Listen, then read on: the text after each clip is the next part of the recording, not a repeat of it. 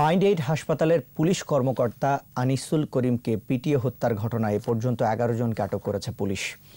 সকালে তেজগাঁও বিভাগীয় উপ পুলিশ কমিশনার হারুনুর রশিদ এই তথ্য নিশ্চিত করেছেন। বলেন, হাসপাতালের পরিচালক ডক্টর নিয়াজকে গ্রেফতার করা হয়েছে। তবে অসুস্থ অবস্থায় হাসপাতালে ভর্তি থাকায় ডাক্তার নিয়াজকে আদালতে পাঠানো হয়নি বলে জানান তিনি। এই মামলায় গ্রেফতার 11 জনের মধ্যে 10 জনকে গতকাল 7 দিনের রিমান্ডে নেওয়া হয়েছে। এই হাসপাতালে আরও যারা জড়িত তাদের সবাইকে আইনের আওতায় আনা হবে বলে জানান হারুনুর রশিদ।